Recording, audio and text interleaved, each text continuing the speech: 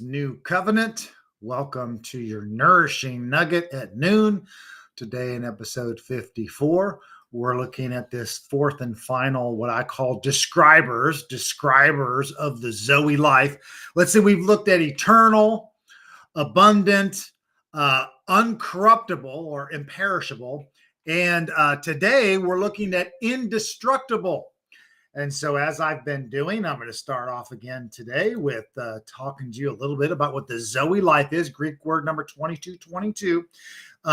All life, Zoe life is sustained and derived, comes from God, sustained by him. And so this is the Lord intimately sharing his gift of life with us to where we can now know him in spirit and in truth. And from Bible Hub, we've got the Zoe life is this state of one who's possessed with vitality, and then, of course, is animated. And so it's that absolute fullness of life where we can have that real and genuine life. And so we're kind of at the end here, this conclusion of looking at these describers. And today we're looking at this word, or actually one use for the describer of indestructible. Now, you could also hear this word is also called indissoluble. And so that's a little bit of a kind of a weird word. In fact, I went and looked that up in Webster's. And so that means basically incapable of being annulled, undone, or broken. That would be their definition. As it is put into Bible Hub, this is simply something that cannot be broken up. And so our verse is going to be in Hebrews chapter 7, verse 16, where it's describing this high priest. Jesus is the high priest who is of the power of an indestructible life. Okay. And so that's the verse we're going to look at. And so let's go ahead. One thing I wanted you to know here, this particular word is Greek word number 179. That's our use here that's being used in Hebrews 7:16. It only has one use, but of an interesting note is it does come from another word, Greek word number 2647. And we're going to see that word kind of, you'll see it used as kind of tore down or abolish, destroy. I want to give you a couple examples of where this kind of comes from, so you can kind of see where this goes. Remember, Jesus said, "Truly I say to you, not one stone here will be left upon another, which will not be torn down." That was in Matthew 24:2. And so Jesus was referring to the temple. And of course, he was using that to talk about, as he says in Matthew 26, verse 61, the man stated, "I am able to the man stated," referring to Jesus, Jesus said, "I am able to destroy this temple of God and to rebuild it in 3 days." So there's that word destroy. Jesus was saying he was able to destroy it and then rebuild it in 3 days. So Jesus was showing that he had the power to both destroy and to bring this back. Well, this again is that power of that indestructible life. The word we're looking at right now, 2647, that's actually, let's see, that's a noun, I believe. We're on no, this is a verb. Okay. And the word we're looking at, indestructible life, is actually an adjective. And so, yeah, here just within the definition here of this verb, it's to destroy, to demolish, to overthrow, to render vain, to deprive of success, to subvert, to overthrow. And so, well, there's a couple of uses. Let me see. Oh, I wanted to give you another one here. Let's look at 2 Corinthians chapter 5, verse 1. He says, "For we know that if the earthly tent, which is our house, is torn down," there's our use here of the verb. If our house is torn down, that would mean being destroyed, being killed. "We have a building from God, a house not made with hands, eternal in the heavens." And so there's was actually the describer of eternal. So in any event, that actually is going to get into an age. And so in any event, again, I just wanted you to see kind of where this word is coming from. So now let's go ahead and dive into Greek word number 179, our one use here. And again, this is an adjective.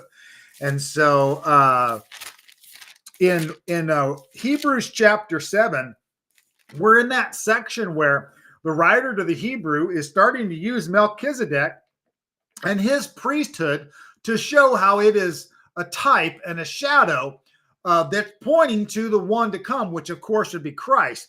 And so in verse 11 of Hebrews chapter 7, it says, now if perfection was through the Levitical priesthood, for on the basis of it the people received the law, what further need was there for another priest to arise according to the order of Melchizedek, and not to be designated according to the order of Aaron? And so I wanted you to see here, he says, if perfection, what is that word? Well, that word is Greek word number 5050.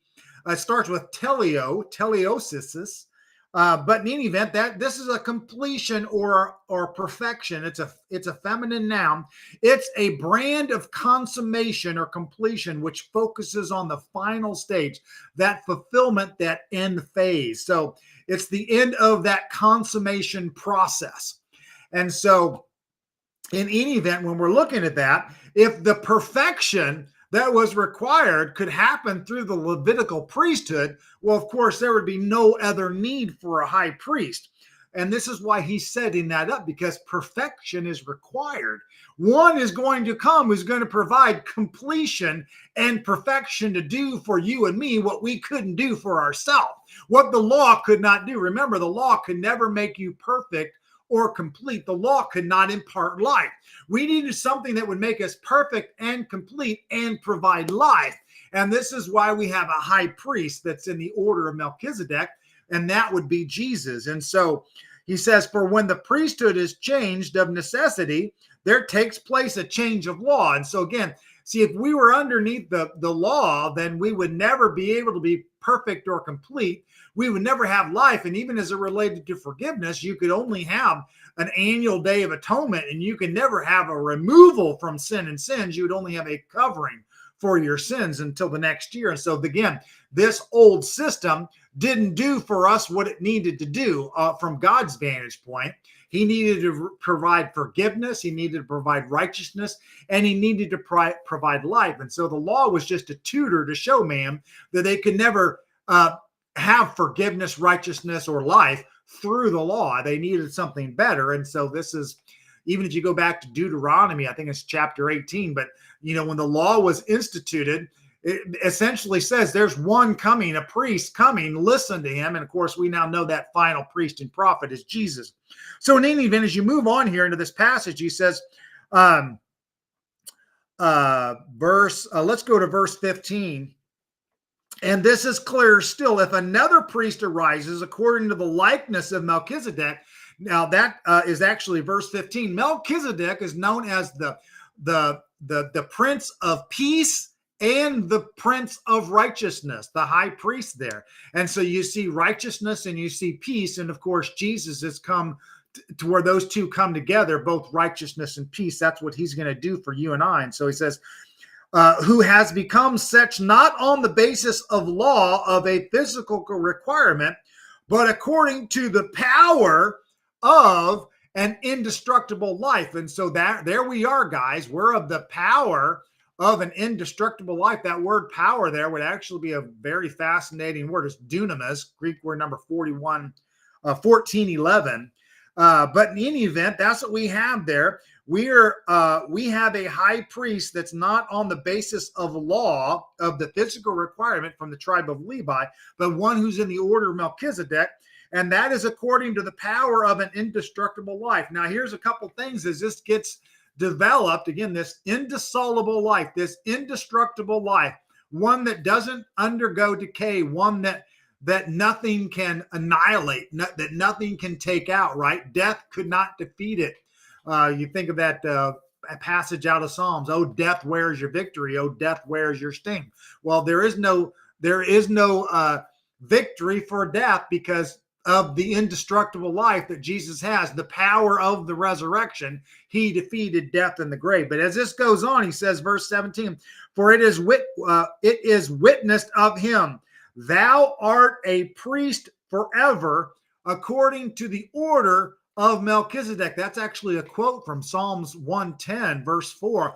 That entire psalm is actually talking about the right hand of the one who was to come, this high priest, which we now know is Jesus. And so he is the priest according to the order of Melchizedek. This is actually a priest that was a type and a shadow back in the day of Abram and Abraham.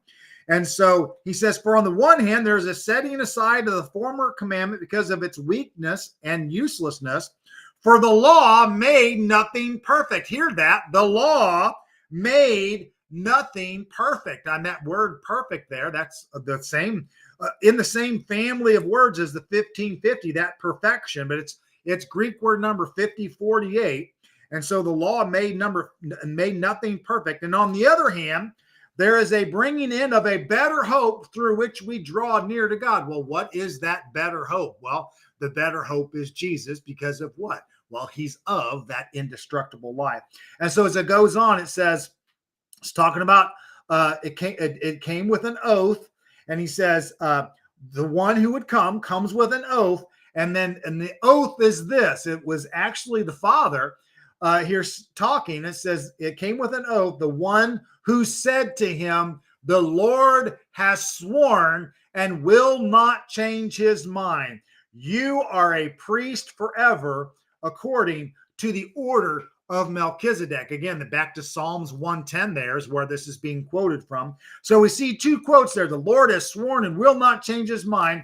You are a priest forever. And then thou art a priest forever, according to the order of Melchizedek. And so again, this is what was established really before the foundation of the world. Christ was going to come in and be the lamb to take away the sin of the world, but he was also predestined and planned that he was going to be this high priest in the order of Melchizedek. And so now we have the priest comes from a different line than Levi. So now there's a whole new, better covenant that we're under based on better promises. In fact, if you go to the end here, it says, so much more also, Jesus has become the guarantee of a better covenant. So Jesus is that guarantee because of what? Well, all those other sacrifices were done by a high priest that wasn't perfect. Of course, Jesus was holy, innocent, pure, undefiled, separated from sinners, exalted above the heavens. That's Hebrews 7:26. And now that he's resurrected, he's of that indestructible life. Now our salvation and our covenant, which is the new covenant, it's a better covenant because it's based on better promises. And so we have a high priest who abides forever, and he holds his priesthood forever. And so hence he is able to save forever those who draw near to God through him, since he always lives to make intercession for us. So Mark, with Jesus' new covenant, thank you for joining me for episode 54 here. You have been born of the Zoe life, which is an indestructible life, and he has saved you forever, and you are sure and safe and secure in him. Nourishing Nugget.